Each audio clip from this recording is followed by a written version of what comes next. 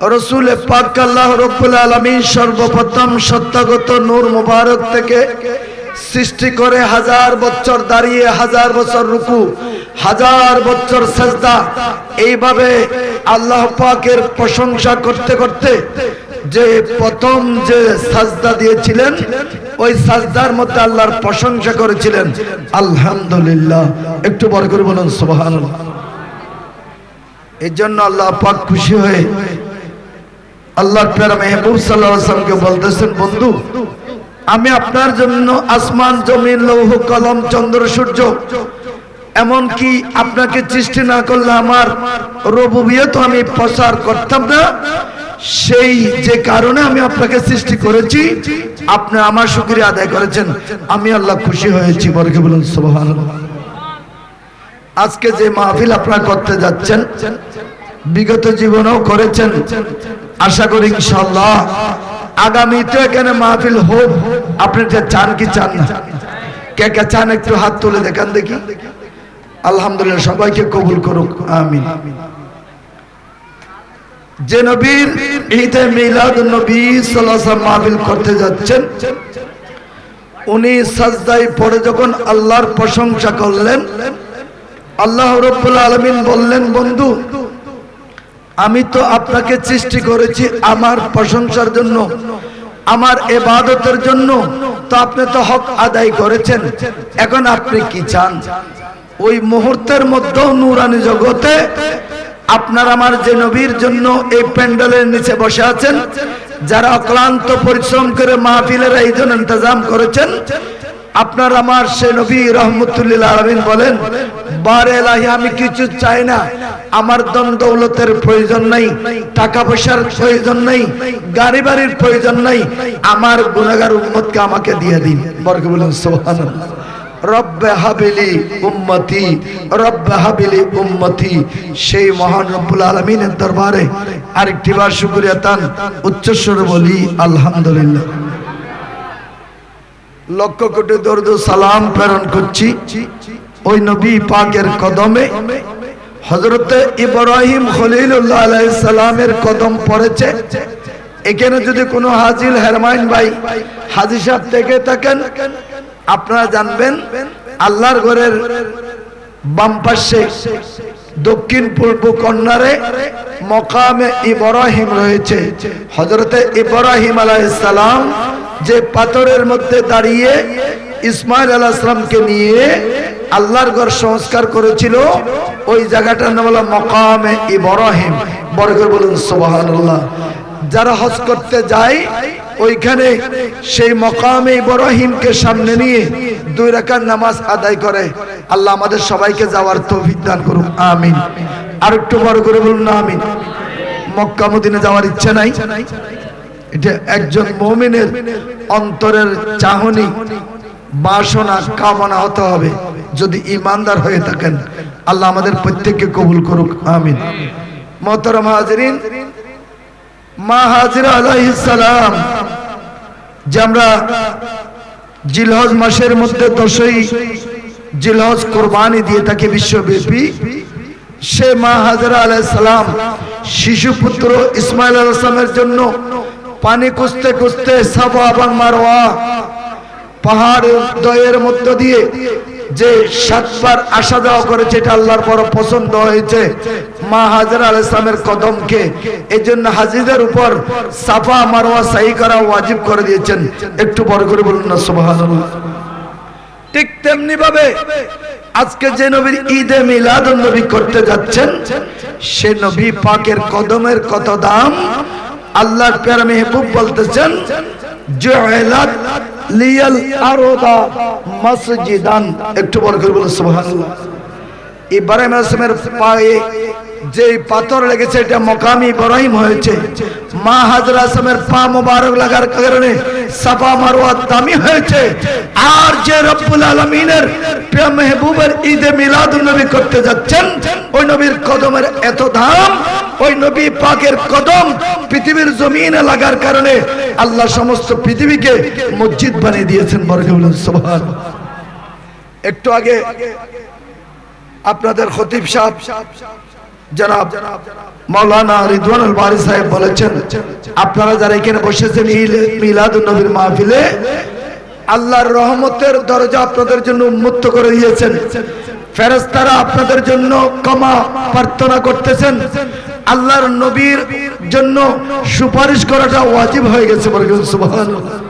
শুধু তাই নয়, আপনারা যারা এখানে বসেছেন আজকের মাহফিলের প্যান্ডলে, এটা গৌসিয়াপাড়া উত্তর পূর্ব কোণের এটা মাহফিল নয়, এটা একটা হলো রাসূল করিম সাল্লাল্লাহু আলাইহি ওয়াসাল্লামের মদিনার জান্নাতের একটি টুকরা। বলুন সুবহানাল্লাহ। মুহতারাম হাজিরিন, আপনারা বড় ধন্যবাদ, বড় ভাগ্যবান যারা কষ্ট ক্লিষ্ট করে, অনেক কষ্টের মধ্য দিয়ে আমরা এই মাহফিল আয়োজন ইন্তজাম করে থাকি। ছাত্র জীবন থেকে একটা মাহফিল করতে যে কত কষ্ট এটা আমরা বুঝি। আল্লাহ রাব্বুল আলামিন, অনেকের মন খারাপ ছিল এত টাকা খরচ করে, যে হঠাৎ করে মাহফিলের প্যান্ডল ভিজে গেছে, মাইক নষ্ট হয়ে গেছে, কিভাবে আবার মাহফিল হবে। যে আল্লাহ বৃষ্টি দিতে পারে, উনি আবার বৃষ্টি বন্ধ করতে পারে, সবকিছু আল্লাহর পক্ষ থেকে। একটু বড় করে বলুন সুবহানাল্লাহ। সালাতুন ইয়া রাসূলুল্লাহ আলাইকুম, সালাতুন ইয়া রাসূলুল্লাহ আলাইকুম, সালামুন ইয়া হাবিবাল্লাহ আলাইকুম। আবু বকর, ওমর, উসমান, হায়দার, বিলাস কুসার হে यार मोहम्मद, सलातुन या।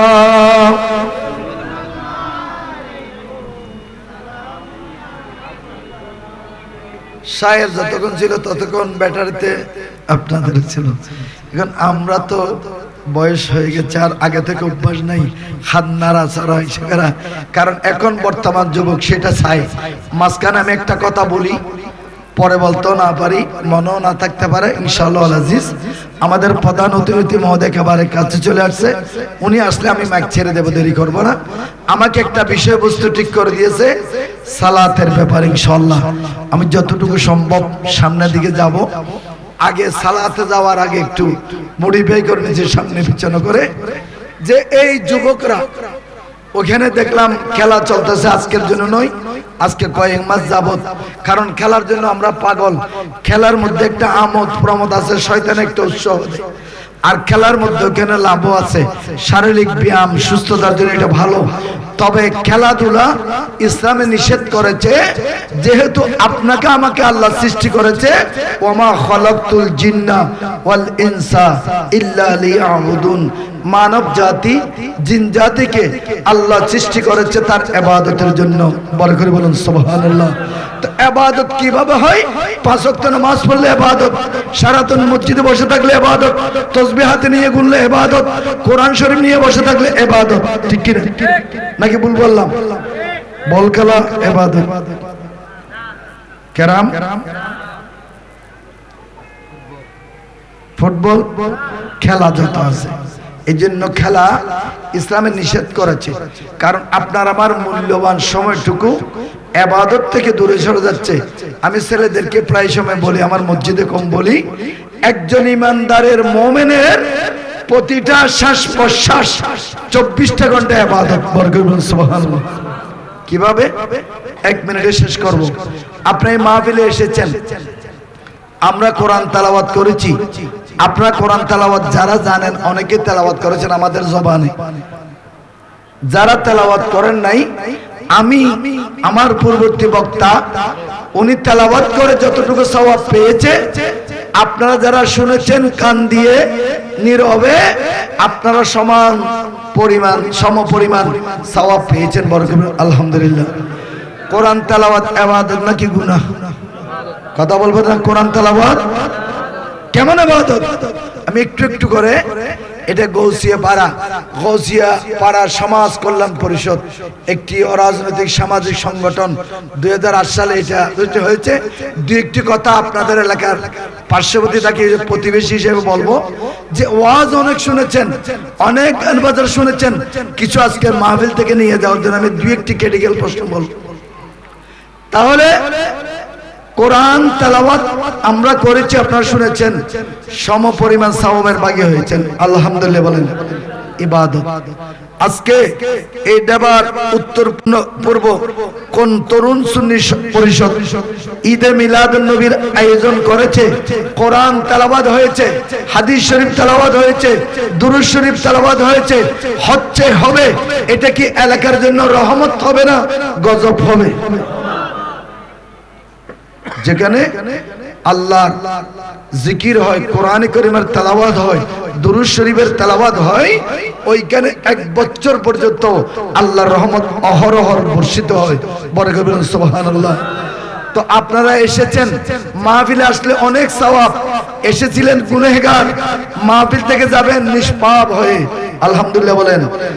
মাহফিলে আসার কারণে আপনার সমূহ গুনাহ থেকে বাঁচতে পারলেন।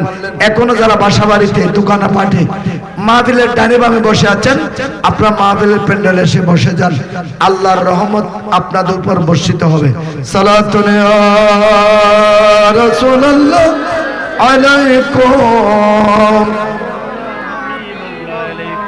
जिसका कोई सानी नहीं वो नबी हमारा है, जिसका कोई सानी नहीं वो नबी हमारा है, मुस्तफा के अजमत का खदी किनारा है। सलातुन या रसूलल्लाह अलैकुम, बोझल भी कहा चांद भी टुकड़े कर, मुस्तफा मुहम्मद ने भी कहा चांद भी 2 टुकड़े कर, उसको भी करके दिखाया है, वो नबी हमारा है। सलातुन या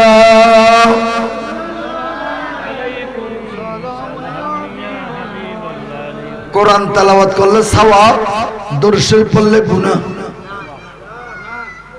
তো আমি একজন দুরূদ শরীফ পড়লে এত আওয়াজ, আপনারা এতগুলো যথেষ্ট হয়েছে আজকের মাহফিলে, বেশি লাগবে না, মানুষ বেশি হওয়া দরকার না, ইমানদার কয়েকজন যথেষ্ট। আল্লাহ যে আমাদেরকে এই ঝড় বৃষ্টির মধ্যে, এত নিশিরাতের মধ্যে রসুল পাকের ঈদে মিলাদুন নবী সাল্লাল্লাহু আলাইহি ওয়াসাল্লামের মাহফিল ইন্তজাম করার, আসার, বসার সৌভাগ্য দান করেছেন, সেজন্য পরম করুণাময় রব্বুল আলামিনের দরবারে আরেকটিবার শুকরিয়া আদায় করি। একটু বড় করে বলুন না আলহামদুলিল্লাহ। জীবনে এরকম মাহফিল আর নাও পেতে পারেন। হ্যাঁ, কোরআন তেলাওয়াত সর্বোচ্চ নফল ইবাদতের মধ্যে শ্রেষ্ঠ কোরআন তেলাওয়াত। আমার আজকের মেহমান মধ্যে চলে আসছেন, আমার বক্তব্য সংক্ষিপ্ত হবে। আমি কোরআনে কারিমে থেকে একখানা আয়াতে কারিমা এবং হাদিসে পাক থেকে ছোট্টখানা আয়াতে কারিমা তেলাওয়াত করেছি। নারাজ আপনারা বসেন না ভাই, বসেন, উঠেন না, সবাই বসেন। ইন্নাস সালাতা তানহা আনিল ফাহশাই ওয়াল মুনকার, নিশ্চয় সালাত নামাজ মানুষকে সমস্ত অশ্লীল পাপ কাজ থেকে বিরত রাখে। একটু বড় করে বলুন সুবহানাল্লাহ। ওয়ালা যিকরুল্লাহি আকবার, এবং যত আল্লাহর স্মরণ, আল্লাহকে চাওয়ার, আল্লাহকে পাওয়ার, আল্লাহকে মহব্বত করার যত আদান প্রদান মাধ্যম আছে, সালাতই হলো সর্বোৎকৃষ্ট। একটু বড় করে বলুন সুবহানাল্লাহ। আল্লাহর প্যারা মেহবুব সাল্লাল্লাহু তাআলা আলাইহি ওয়াসাল্লাম ইরশাদ করেন, মান আকামাস সালাতা ফাকাদ আকামাদ-দ্বীন, যে ব্যক্তি নামাজ কায়েম করবে, নামাজ প্রতিষ্ঠা করবে, নামাজ পড়বে, ওই ব্যক্তি দ্বীন ইসলামকে প্রতিষ্ঠা করলো। একটু বড় করে বলুন সুবহানাল্লাহ। ওমান তারাকাস সালাতা ফাকাদ খাদামাদ-দ্বীন, যে ব্যক্তি নামাজ তারক করলো, সে যেন দ্বীনকে ধ্বংস করলো। বড় করে বলুন নাউজুবিল্লাহ। একটু নারা দেন, নারায়ে তাকবীর, নারায়ে রিসালাত, নারায়ে গাউসিয়া, আহলে সুন্নাত ওয়াল জামাত, প্রধান আকর্ষণ, বড় বড় নাম হন স্বাগতম হন এবং প্রধান আকর্ষণ সৈয়দ মাকদুম শাহ প্রধান আকর্ষণ নারে তাকবীর নারে রিসালাত নারে রিসালাত নারে গাউসিয়া আহলে সুন্নাত ওয়াল জামাত আহলে সুন্নাত ওয়াল জামাত প্রধান আকর্ষণ তুমি স্বাগতম হন প্রধান আকর্ষণ আগমন প্রধান আকর্ষণ আগমন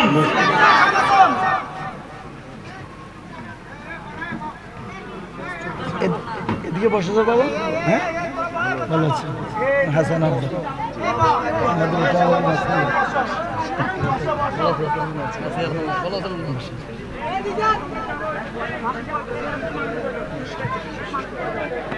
আলহামদুলিল্লাহ ওয়া শুকরুলিল্লাহ। আল্লাহ পাকের দরবারে অশেষ শুকর। এরকম বৃষ্টি বাদলে অনেক মাহফিল স্থগিত হয়ে যায়, অনেক মাহফিলে প্রধান অতিথি মহোদয় আসে না, অনেক সময় মাহফিল পরিচালনা কমিটি বিভিন্ন কারণে বন্ধ করে। আল্লাহ পাক যে মাহফিলকে কবুল করেছে তার একটা জ্বলন্ত প্রমাণ হলো মাগরিবের পরপরে প্রচন্ড ঝড় বৃষ্টি বাদল, মঞ্চ স্টেজ সব কিছু ভাঙচুর হয়ে গেছে, মাইক বন্ধ হয়ে গেছে।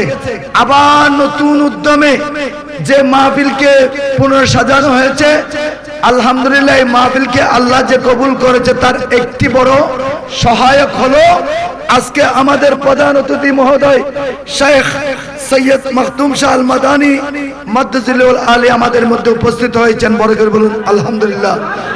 আল্লাহ পাক তা কিয়ামত এই এলাকাবাসীর নাজাতের মুক্তির শান্তির সেলন হিসেবে এই মাহফিলকে কিয়ামত পর্যন্ত এখানে জারি আর সারি রাখুন, আমিন। আমি আমার কথা অতি সংক্ষেপে 5 মিনিটে শেষ করব, যেহেতু আমাদের প্রধান অতিথি মহোদয় এসেছেন। এইটার নাম হলো গৌসিয়া পাড়া। অনেকের গৌসিয়া বললে কেউসিয়া শুরু হয়, চুমকানি শুরু হয়। গৌসে পাক রাদিয়াল্লাহু তাআলা আনহুর যে অসংখ্য কারামত আল্লাহ রাব্বুল আলামিন দিয়েছেন, যিনাকে গৌসে পাক বলা হয়, গৌস শব্দের অর্থ হলো সাহায্যকারী। বড় করে বলুন সুবহানাল্লাহ। আমি এই এলাকাবাসীর কাছে দেবার পূর্ব এবং দেবার উত্তর পূর্ব কোন তরুণ যুব সংঘের কাছে এবং গৌসিয়া পাড়া সমাজ কল্যাণ পরিষদের কাছে একটা বিনীত অনুরোধ করব। আল্লাহর প্যারা মেহবুব সাল্লাল্লাহু আলাইহি ওয়াসাল্লাম পৃথিবীর জমিনে এসে 12 কি 13 বছর বয়সের মধ্যে একটা সংগঠন করেছে। গৌসিয়া পাড়াবাসী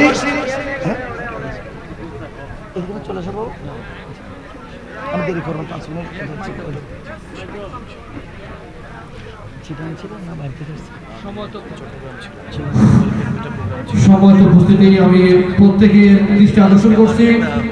আমাদের ইন্তিজামে কর্মী ভাইরা যারা আছেন, আমি প্রত্যেকের প্রতি বিনীতভাবে অনুরোধ করব, আমাদের প্যান্ডেলের নিচে এখনো অনেক চেয়ার খালি রয়েছে। আপনারা মেহরবানি করে ভাইরা যারা এখানে দাঁড়িয়ে রয়েছে, আপনারা মাহফিলের সৌন্দর্যার্থে সবাইকে চেয়ারের মধ্যে বসিয়ে দিন। আর আপনারা যারা ইন্তিজামে কর্মী রয়েছেন, যদি আপনাদের বিশেষ কোনো কাজ না থাকে, আপনাদের প্রতি অনুরোধ থাকবে আপনারা সুন্দর করে বসে যান এবং কেউ উচ্চবাচ্চার কথাবার্তা বলবেন না। যা কিছু করবেন ইশারা ইঙ্গিতে, যাতে মাহফিলের কোনো প্রকারের সৌন্দর্য বিকৃত না হয়, সেজন্যই আমি সবার সহযোগিতা কামনা করছি। ধন্যবাদ। আলহামদুলিল্লাহ। আমি ইনশাআল্লাহ কিছুক্ষণের মধ্যেই আমার বক্তব্য দিয়ে টানবো। দুই একটি কথা না বললে নয়। রসুল করিম সাল্লাল্লাহু আজকে যে ঈদে মিলাদুন নবী সাল্লাল্লাহু আলাইহি ওয়াসাল্লাম, সেটা সার্থক হবে যদি আজকের মাহফিল থেকে আমরা আগামী দিন রসুল করিম সাল্লাল্লাহু আলাইহি ওয়াসাল্লামের যে কর্মজীবনের একটা কর্মকে যদি আমরা বাস্তবায়ন করতে পারি, সেটা আপনার আমার জন্য নাজাতের মুক্তির ওসিলা হবে। বলুন আলহামদুলিল্লাহ। এই গৌসিয়া পাড়াবাসীর কাছে আমার অনুরোধ, আল্লাহর প্যারা মেহবুব সাল্লাল্লাহু আলাইহি সাল্লাম 12 কি 13 বছরের মধ্যে, তখন আরব গোত্রে হানাহানি, হিংসা বিদ্বেষ, ঝগড়া ফসাদ, মারামারি, হত্যাযজ্ঞ লেগেই থাকতো। একটা যুদ্ধ ছিল হারবুল ফিজার, 5 বছর স্থায়ী ছিল। রসুল করিম সাল্লাল্লাহু আলাইহি ওয়াসাল্লাম ওই আরবের যুব সমাজদেরকে নিয়ে একটি সংগঠন করেছেন, তার নামটা ছিল হলফুল ফুজুল, শান্তি সংঘ। সেই শান্তি সংঘের 5টি উদ্দেশ্য লক্ষ্য ছিল। একটা হলো প্রথমে অত্যাচার থেকে সাহায্য করা, 2 নম্বর হলো অত্যাচারীকে প্রতিরোধ করা, 3 নম্বর হলো সমাজের মধ্যে শান্তি প্রতিষ্ঠা করা, 4 নম্বর হলো গোত্র গোত্রে শান্তি বিস্তায়ন করা। এই 5টা মূল উদ্দেশ্য লক্ষ্য নিয়ে আল্লাহ রসুল 12 কি 13 বছর হায়াতে জীবনের মধ্যে একটা সংগঠন করে সমস্ত আরববাসীকে তাক লাগিয়ে দিয়েছেন, যে আরব সমাজের মধ্যে শান্তি প্রতিষ্ঠা করেছেন।